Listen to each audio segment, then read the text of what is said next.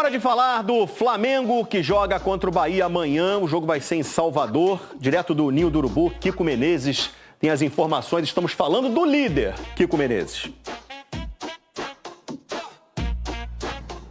Boa tarde, Alex Escobar, meu querido. Boa tarde a todos.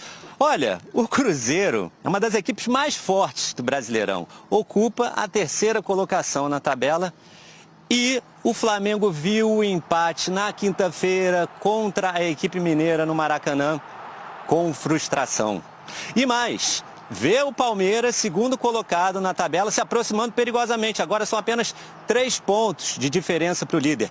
E lembrando que o Palmeiras tem um jogo a menos ainda que o Flamengo no Campeonato Brasileiro. Hoje de manhã teve treino aqui no CT Ninho do Urubu. O único treino antes da partida de amanhã contra o Bahia, na Fonte Nova, jogo fora de casa, 6h30 da tarde. Mais um compromisso dificílimo para o Flamengo. Bahia é o 6º colocado do Brasileirão. E daqui a pouquinho o time parte do Ninho do Urubu em direção a Salvador. Local da partida, Alex. Pois é, e tem desfalques para esse jogo, né, Kiko? Léo Pereira e Alexandro estão fora. Os dois jogadores receberam o 3º cartão amarelo na partida contra o Cruzeiro e precisam cumprir suspensão automática. Devem ser substituídos pelo Danilo e pelo Ayrton Lucas. E mais, por conta do pouco espaço entre as duas partidas do Cruzeiro e do Bahia, o técnico Felipe Luiz deve poupar alguns titulares por questões físicas, Alex, dando oportunidade principalmente para jogadores que atuam do meio campo para frente, que vêm da reserva. E aí é uma oportunidade para jogadores como De La Cruz, Carrascal, Luiz Araújo, Cebolinha ganharem mais minutagem no time titular. Jogadores, Alex, que quando vêm do banco de reservas, por muitas vezes fazem a diferença no time do Flamengo. Luísa, para a gente também já ir se despedindo, mas trazendo uma informação importante para a próxima rodada, né? Porque você já falou aí de talvez Samuel Lino poupado pela sequência de jogos, o Flamengo enfrenta o Bahia, tá nessa briga direta com o Palmeiras, então precisa dos resultados para continuar nessa liderança. O que a gente já consegue enxergar aí de mudanças ou de provável time para essa próxima rodada? Então, por enquanto ainda é difícil. O Felipe Luiz é sempre um mistério na escalação, né? A gente às vezes fica aqui tentando quebrar a cabeça. As duas únicas certezas são que o Léo Pereira e o Alexandro estão fora, porque levaram o 3º cartão amarelo. Então eles desfalcam o Flamengo nessa partida. Muito provavelmente Danilo e Ayrton Lucas vão ser os escolhidos para começar esse jogo lá em Salvador. Então essa mudança a gente já pode prever um pouco melhor.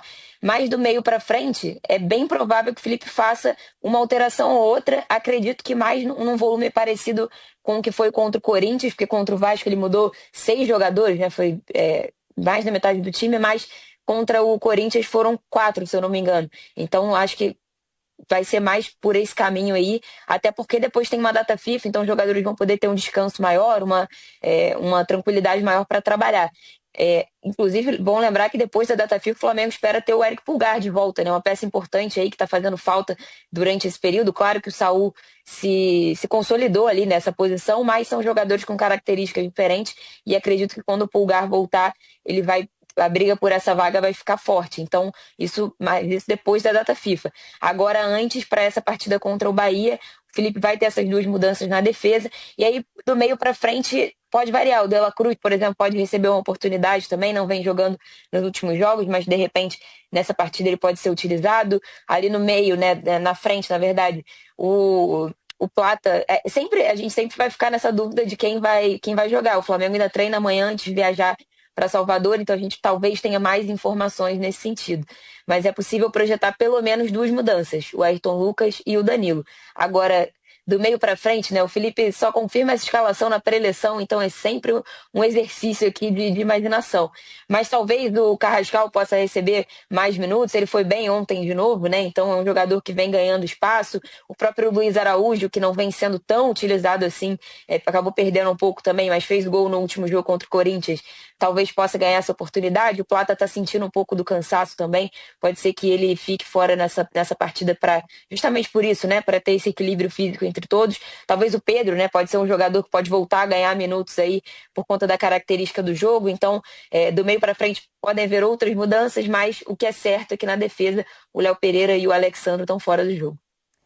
Tá certo. Luísa Sá, obrigada. Parabéns, brilhou na estreia aqui no Tá Na Área. Até a próxima. Volte mais com a gente aqui, trazendo informações do Flamengo. A gente continua atualizando lá no ge.globo para trazer atualizações. Se tivermos informações do time até o jogo desse final de semana aí, tentando descobrir o que deve fazer o Felipe para esse próximo confronto contra o Bahia. E aí, pensando em tabela, né, do Campeonato Brasileiro, em disputa principalmente pelo título, hoje ali, muito entre Flamengo, Cruzeiro e Palmeiras, a gente trouxe os próximos jogos. A gente vai, até a 38ª rodada, toda semana a gente vai fazer isso, né? Trazer aí um pouquinho do que serão os próximos jogos das 3 equipes. A gente tem a 27ª rodada do campeonato. O Palmeiras tem o clássico contra o São Paulo, que a gente já vai falar desse choque rei. O Flamengo no domingo enfrenta também o Bahia, fora de casa. E o Cruzeiro em casa, no Mineirão, recebe o Sport. Aí, antes da 28ª rodada, que é daqui a 10 dias, porque a gente tem paralisação para a data FIFA, o Palmeiras vai jogar um dos seus 2 jogos atrasados no campeonato. Dia 11 de outubro vai enfrentar o Juventude, jogo válido pela 12ª rodada. Aí a gente já tira um asterisco da tabela, já começa a ver essa briga mais com menos, né, dificuldade de enxergar qual é a realidade da disputa entre Flamengo, Palmeiras e Cruzeiro. Na 28ª rodada, daqui a 10 dias, acabando a data FIFA, a gente tem Palmeiras e Bragantino, Palmeiras jogando no Allianz, Botafogo e Flamengo no Newton Santos, e o clássico também, Atlético Mineiro e Cruzeiro lá na Arena MRV. E a 29ª rodada, ou seja, 3 jogos daqui para frente, o Cruzeiro joga contra o Fortaleza e a gente tem o confronto direto entre Flamengo e Palmeiras. Essa coisa do Cruzeiro aí, tudo bem que ele tem um clássico, né? Só que o Atlético tá mal, mas é um clássico, dá uma dificuldade. Mas ele tem o Sport no Mineirão e na rodada que o Flamengo enfrenta o Palmeiras, ele recebe no Mineirão Fortaleza. 2 times estão na zona de rebaixamento. Então, assim, é uma situação de você pensar em pontuação, né? O Flamengo, por exemplo, ele tem o Bahia e o clássico Botafogo. O Palmeiras, ele tem, tudo bem, o Bragantino em casa, mas ele tem um clássico São Paulo. Acaba que todo mundo tem um clássico aí, né? Mas esses 2 jogos do Cruzeiro contra a Sport e Fortaleza... É que eu acho que tem, eu diria, um outro asterisco nessa discussão aí, que, por exemplo, o jogo do Palmeiras contra o Juventude vai acontecer em meio à data FIFA. O Palmeiras terá desfalques por conta de convocações para essas seleções. E o mesmo pode acontecer, exatamente, pode acontecer na 28ª rodada, porque, por exemplo, para o Palmeiras, alguns jogadores vão disputar amistosos na Ásia.